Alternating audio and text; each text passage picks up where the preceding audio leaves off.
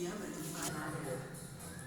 Binatang pun hanya bisa terdiam. Suatu hari, Pulau Dewata gelap gulita. Timbullah gerhana dari gempa. Penanda telur kedua binatang menetas dan hadirlah Garuda.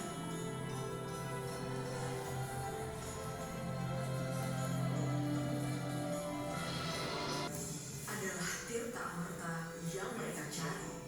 Air suci yang bisa membuat hidup kekal abadi. Pada Dewa Wisnu, Garuda berkata, ia tidak bermaksud buruk. Tak ada niatnya untuk hidup abadi. Ia hanya ingin berbakti. Dewa Wisnu tiba dan meminjamkan tirta amerta. Kemudian mereka menyusun strategi agar Kadu dan para naga dapat dikelabui. Sebelumnya, Garuda memohon izin untuk mengabdi kepada dewa sebagai rasa terima kasih atas tirta amerta. Meski berat hati, binatang pun merelakan. Sejak saat itu, Garuda menjadi mitra dan tunggangan Dewa Wisnu. Bersama, mereka berjuang memastikan keadilan dan keseimbangan hadir di muka bumi. Pembangunan patung GWK. Nah sebetulnya untuk ide pertama kali pembangunan patung itu berasal dari beliau ini. Jadi beliau ini adalah Pak Yop Ave, beliau adalah mantan Menteri Pariwisata daerah Soeharto dulu. Tepatnya di tahun 89, Pak Yop Ave itu berencana membuat sebuah patung dekat Bandara Ngurah Rai. Namun karena itu jadi bandara, dikhawatirkan akan mengganggu penerbangan yang ada. Itu sebabnya beliau berkoordinasi, berkolaborasi dengan Pak Yoman Monta ingin membuat sebuah proyek yang lebih besar lagi di Galuh. Kenapa di tahun 1963 beliau ini mengunjungi Presiden kedua Soeharto, jadi mempresentasikan proyeknya. Jadi dipresentasikan mengenai konsep dan proyeknya, dan setelah melakukan presentasi mengenai konsep pembangunan patung, di tahun yang sama, tahun 93, Presiden memberikan izin dan dimulailah proyek tersebut di tahun 94. Jadi tahun 94 sampai dengan tahun 96. Dalam kurun waktu kurang lebih 2 tahun, mereka menyelesaikan 2 proyek. Jadi yang ada di sini. Jadi yang pertama itu adalah patung Wisnu dan yang kedua adalah patung Garuda. Ini adalah proyek pertama kali di area GWK ini. Nah sebetulnya 2 patung ini ingin digabung menjadi satu waktu itu. Namun sayangnya tahun 98 kita ada krisis moneter. Jadi sebabnya proyek pun dihentikan sementara. Dan di tahun 2013 mereka membuat proyek yang baru yaitu adalah patung GWK ini. Jadi ini baru sebetulnya 2013 dibangun, 2018 baru penyelesaian. Jadi kurang lebih hampir 5 tahun lamanya penyelesaian patung GWK ini. Nah yang ada di sini ini adalah semacam gambaran upacara adat. Jadi kalau mungkin Bapak dan Ibu sudah salah atau pernah dengar, di Bali itu ada aturan yang nggak membolehkan bangunan tinggi.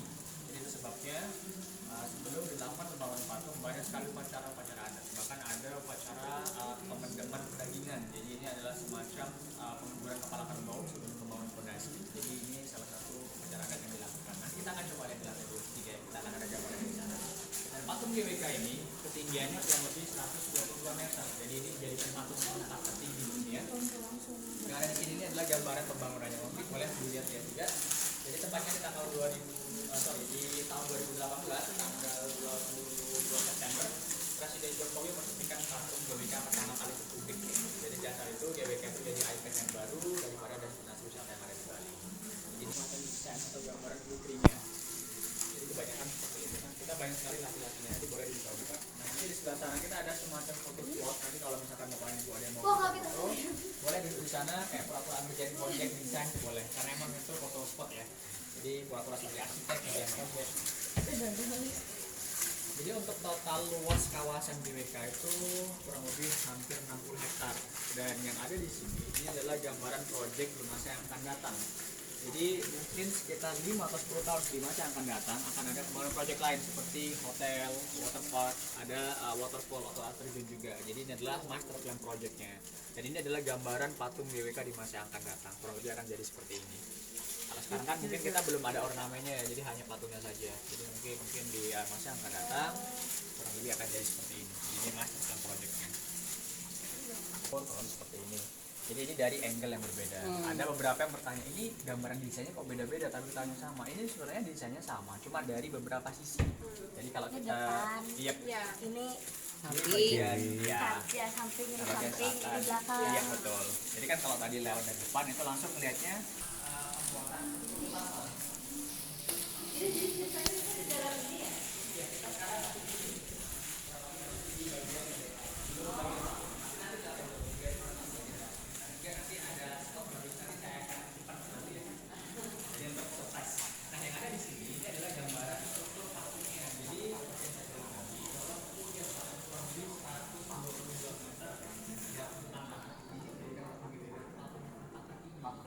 ya jadi jadi sekarang kita ada di bagian kurang lebih di sini di bagian perintahnya itu di lantai 9 loncat ke lantai 23 langsung. Kenapa kok cuma 2 lantai? Mungkin Bapak Ibu bertanya-tanya juga karena memang di patung ini hanya 2 lantai 9 dan 23 karena di antara lantai-lantai ini kita nggak ada ruangan seperti ini tapi kebanyakan adalah permisi ya ini adalah kerangka baja untuk menopang patung. Jadi bobot patungnya saja itu hampir 3.000 ton. Sebabnya kita memiliki kerangka baja. Letaknya 2.900 ton. Nah, gambaran tingginya kurang lebih di sebelah 3 ini. Nah, sekarang kita ada di bagian pedestal kurang lebih di sini. Kalau lantai 23 di mana nanti di bagian kurang lebih di bagian bahunya. Jadi kalau Bapak ini boleh lihat lantai 23 itu hanya kerangka baja. Jadi tidak ada ruangan yang lain. Nah, mungkin Bapak Ibu penasaran mungkin karena sekarang udah di dalam ya jadi tahu kalau ini bukan dibuat dari batu ya. Kebanyakan pengunjung di sini mengira bahwa patung GWK itu dibuatnya dari batu tapi dipahat ya, bukan dibangun. Sedangkan untuk pembangunan utamanya kita menggunakan baja untuk konstruksinya dan untuk bagian kulitnya itu menggunakan tembaga. Nanti kita akan coba lihat ke sebelah ya untuk lihat lebih dekat lagi. Kita dipegang. Jadi gambarnya seperti ini. Jadi plat tembaga ini dibuat dari Jerman. Lalu kita gabung menggunakan dijelas ya welding. Jadi menggunakan las kuningan. Jadi kita bentuk semacam modul. Baru modul itu yang kita tempelkan bagian kerangkanya. Nah ini agak berkabut memang karena hujan tadi. Jadi kalau Bapak ini boleh kelihatan dari sini bagian kulitnya itu dibuatnya dari plat tembaga. Lalu untuk pewarnaannya di bagaimana? Kalau untuk pewarnaan kita menggunakan proses atau metode oksidasi. Jadi untuk plat tembaga seperti ini kita semprotkan menggunakan asam patina ini semacam asam kimia ya, senyawa kimia. Setelah beberapa bulan kemudian warnanya akan berubah menjadi hijau.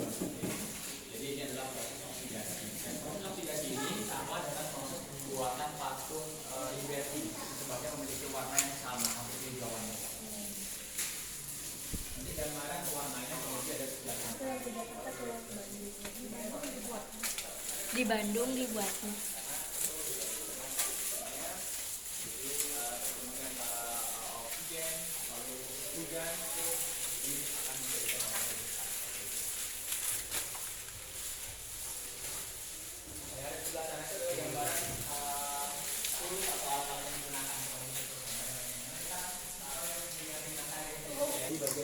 lalu kita tempelkan satu-satu secara manual Apanya? bagian kaca mozaiknya. Oh, Jadi kita tempelkan satu-satu yang kecil-kecil di sana. Nanti boleh dipegang silakan. Itu menggunakan pekat epoxy. Jadi satu-satu karena ini manual pengerjaannya kurang lebih hampir 2000 jam atau 2 bulan lamanya. Dan pekerjaannya itu diselesaikan oleh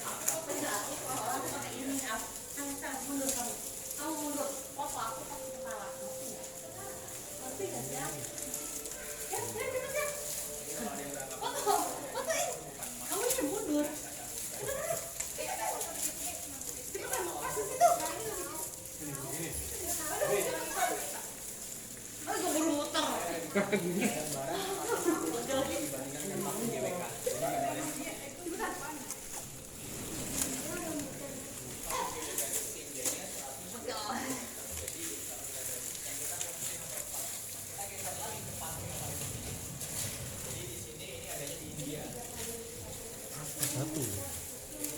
Satu kulit patung ini menempelkan asam iya batu kayaknya.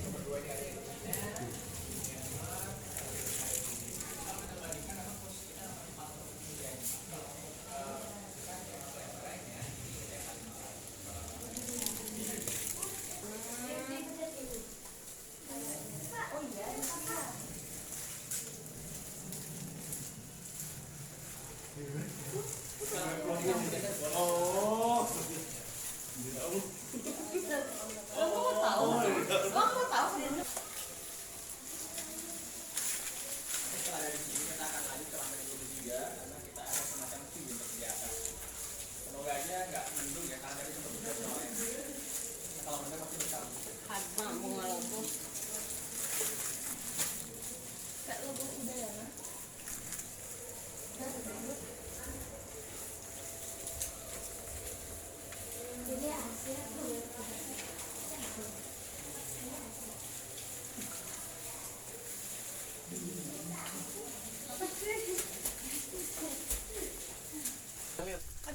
Wow. Bagus. Wow. Dan nanti akan ada 10 jendela kaca di atas. Nanti bisa lihat view Bali bagian utara, Bali bagian selatan. Nah, nanti kalau nggak tahu ketinggian kita ada semacam jendela ada lantai kaca. Nanti coba jalan-jalan di atas lantai kacanya boleh nanti. Ih, Kamu tarikan itu. mana? Kenapa? Apa sih? Kamu nyuruh apa? Sampai 2-3 aja. Ya, silakan. Nah, di sini coba buat apa? Boleh foto? Boleh. Boleh, nggak apa-apa, boleh foto silakan. Udah gemeter. Mana diinjak om? Boleh dong, boleh. Itu Dede kayak gitu tuh. Adanya nggak tahu ketinggian apa? Nggak tahu ketinggian. Oh. Maksimal 4 orang. Sebelah sana ada berapa juga?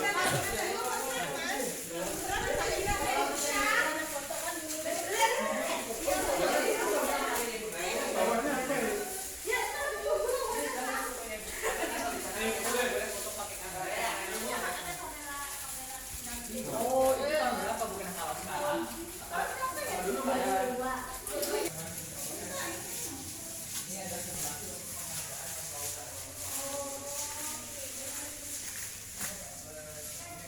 Pengen foto lagi. nggak apa-apa.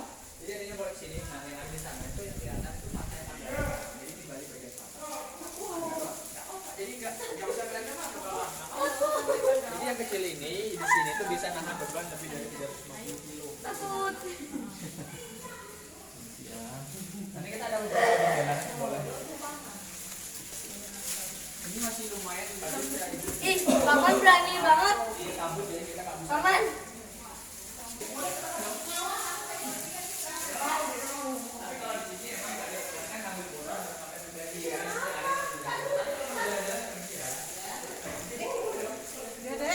Dede mana?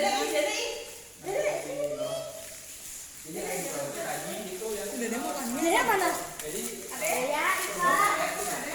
nah, aku takut itu.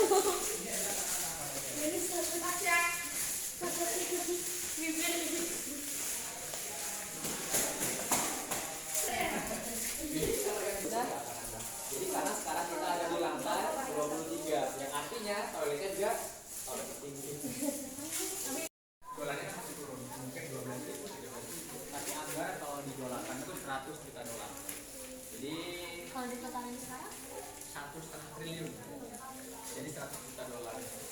Nah, anggarannya dari mana? Anggarannya dari alam sutra, karena memang sekarang semuanya dikelola oleh swasta. Ada kolaborasi sama arsitek. Kita boleh pegang sebelah sini, kita ada satu tadi. Boleh dipegang sebelah sana. Jadi ada di sini, jadi untuk akhirnya nanti dengarin kamu dulu ya. Yang ada di sini ini adalah semacam apa namanya elemen simbol. Nanti boleh dipegang ke kiri ya. Jadi pegangnya cukup diginikan. Jadi nggak perlu disentuh. Ya, nanti digoyang nih. Jadi kalau disentuh kadang dia nggak bisa seperti ini ya.